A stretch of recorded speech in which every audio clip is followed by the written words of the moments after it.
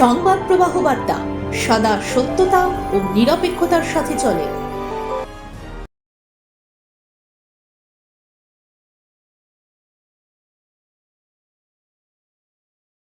শতাব্দী প্রাচীন শীতলা মাতার মন্দিরে পুজো দিয়ে হুগলি জেলার চাঁপদানি বিধানসভা কেন্দ্রের বর্ষিয়ান কংগ্রেস নেতা ও সমাজসেবী প্রীতম ঘোষ রবিবাসরীয় সকালে তার কেন্দ্রে জনসংযোগ শুরু করলেন।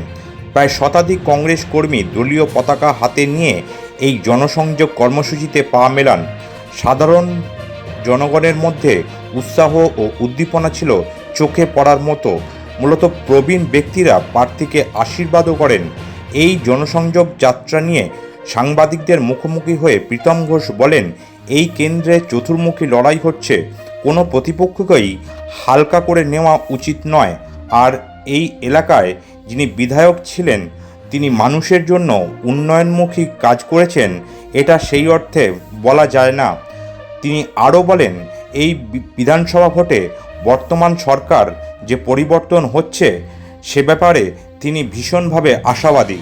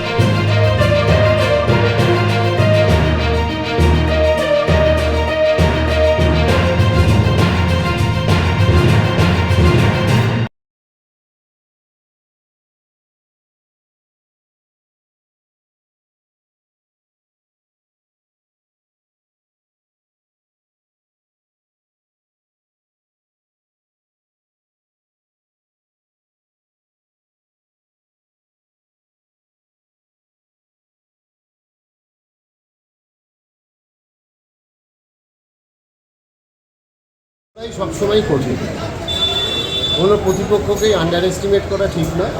এবং সবথেকে বড় জিনিস, যুদ্ধে যখন নেমেছি যুদ্ধের মতন লড়তে হবে।